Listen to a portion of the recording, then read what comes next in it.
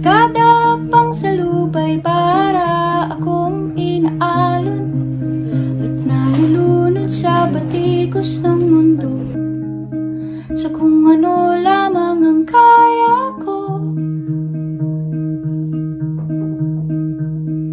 Magandang hapon mga kaibigan. Ako ang inyong lakandiwa na maghahatid sa inyo ng isang balagtasang puno ng ligaya.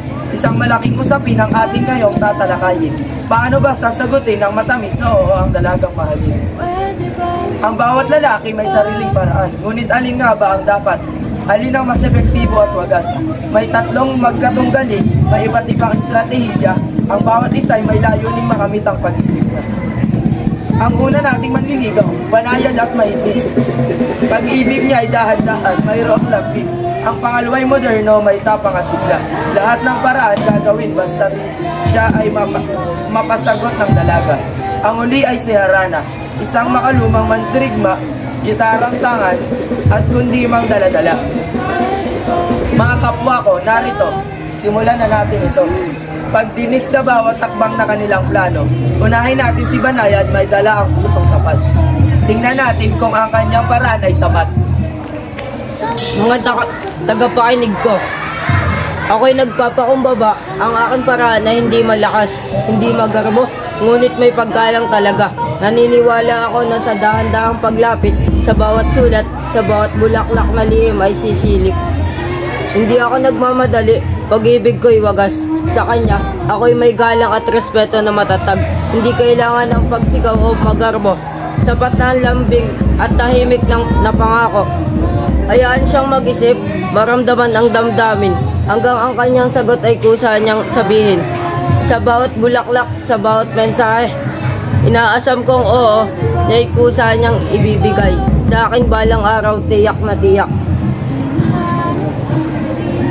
Naku, ang ating Banayad, dahan-dahan banayad nga talaga. Para bang kanyang puso may kaganaang mahika. Ngunit ang pangalawa, moderno, may kakaibang kasiglahan.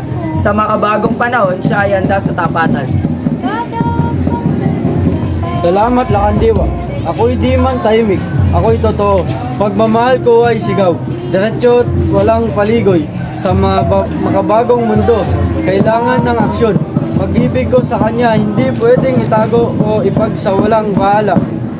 Papakita ko sa kanya ang lahat ng kaya kong gawin. Sa tuwing magkasama, aking damdamin. Laging ipapakita sa hangin. Sapat na ang pagpapakita ng tapang at sigasin. Hanggang ang oo niya hindi na magpipilit. Ang tamang paraan para sa akin ay makulay at mabilis. Upang maramdaman niya ang siya at pag-ibig na walang kapares. Walang sinasayang na oras.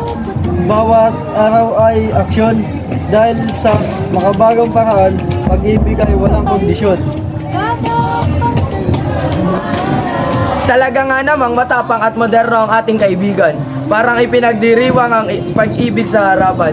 Ngunit heto na ang ating huling magtatangka. Si Harana may gitara at kundi mang alaala ng panahon ng luma. Akin pong pagpupugay sa inyong lahat.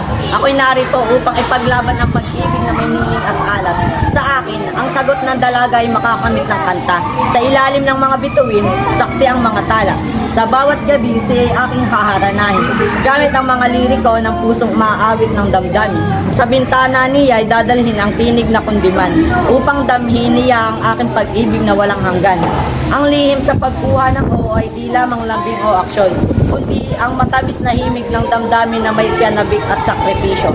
Sa bawat tugtog ng gitara, sa bawat pantig ng kanta, umaasa akong oo niya ay kanyang bibigkasin ng pusa.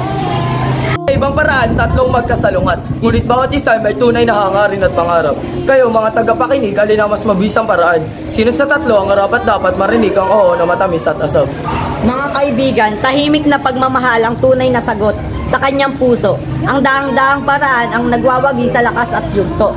Hayaan siyang maghintay, maramdaman ang ligaya dahil ang tunay na pag-ibig, hindi ka kinakailangan ng agos na may pangamba. Ngunit sa mundo ngayon, di ba't kailangan ng bilis? Pagmamahal na may tapang, walang alinlangan at pag-iwas. Ipakita sa kanya na siya ay espesyal. Sa bawat araw ay ang oo ay darating. sapagkat nadarama niya ang mahalaga niyang kalagayan. Para sa akin, ang tula at himig ang tunay na susi. Sa ilalim ng talatbuwan, pag-ibig ko'y dadaloy mulit-muli. Sa kanyang bintana, ipaparinig ko ang awit ng pusong pagmamahal. At ang kanyang oo ay magiging alaala ng awit at dasal. Mga kaibigan, 3 paraan, 3 daan. Alin kaya ang daan tungo sa dalagang oo ang kasagutan? Ang tunay na lihim ng oo, nasa pagkatao at damdamin. Basta tapat ang hangarin, ang puso ng dalagay darating din.